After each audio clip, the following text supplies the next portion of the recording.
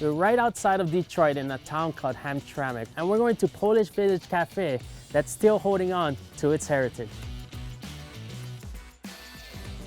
Hello! It smells amazing in here.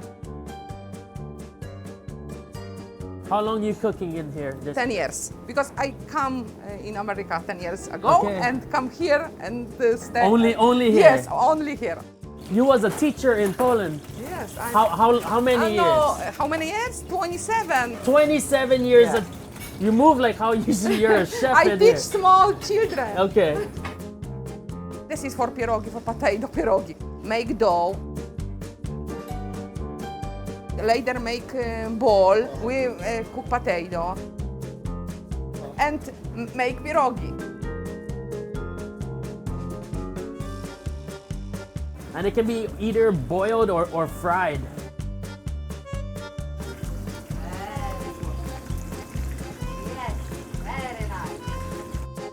This is the famous potato pancake. And you make the dough from scratch. Yes, we make dough hands. This is potato, this is eggs, flour, salt, pepper, and mixed together is dough for pancakes. Lots of pepper too. Yes, because it tastes good. Yeah.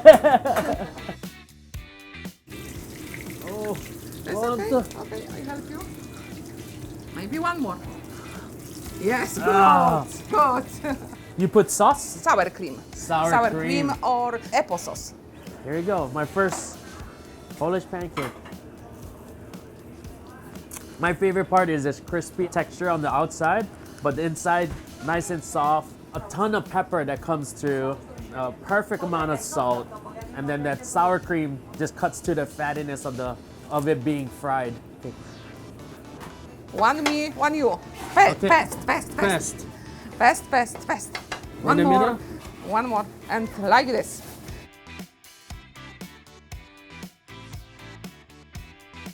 Help me, please.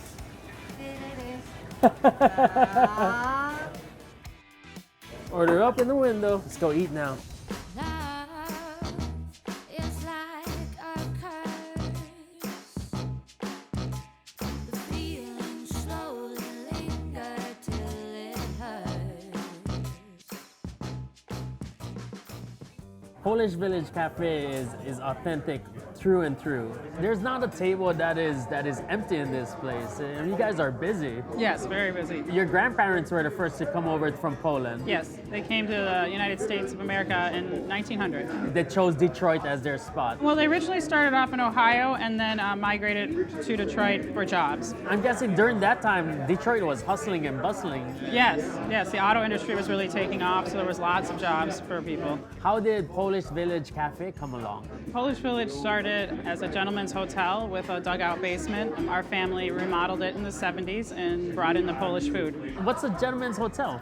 It was a place for bachelors. They all lived together. It had common space, and it was so they, people weren't as isolated back then. They worked. They came home. They drank a few beers in the dugout bar, and they were kind of a family. How they got the opportunity to take over a place? The bar was up for sale, and my dad remembered it from his youth. He used to shine shoes here when he was about 8 or 9, and it seemed like a good idea.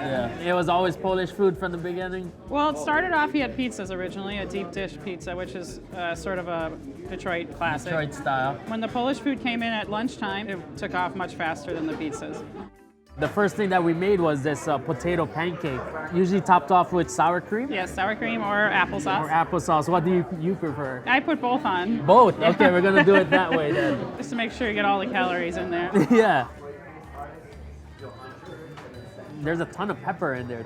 I love those crispy edges, soft in the middle. The sour cream and the applesauce gives it that balance of Sweet and sour, sweet yeah. and sour. These are pierogi, and they're filled with potato and cheese. Well, you can fill them with anything, really. Mushrooms very popular, sauerkraut, blueberry, strawberry, apple. So they're good anyway. Again, crispy edges, nice and soft in the middle, cheesy. Everything just feels so homey. It's just right in that comfort zone. No fancy seasonings, all salt and pepper and basic cooking. Yeah. This is simply boiled and then topped off with a little bit of butter.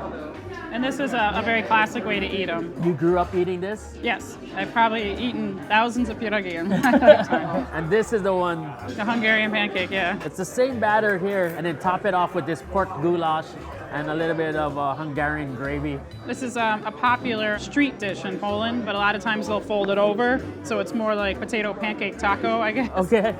You can see that there's carrots in here, bell peppers. Polish people love the root vegetables. There's hardly a dish that won't have a carrot in it, or a potato, or celery root. Just a really homey goulash over the top. You won't be hungry after that. Yeah, get me a pillow for sure. Yeah, definitely. We're in Hamtramck, and this is a very Polish community. Yes. Has it always been majority Polish? It started off originally, I think, with Germans. The Polish people were here in the heyday in the 40s and 50s, but it's always been kind of a port of call for people to start their lives and then move to the suburbs. Yeah. Detroit was once home to 2 million plus people. Yeah. When things went bad, a lot of them left.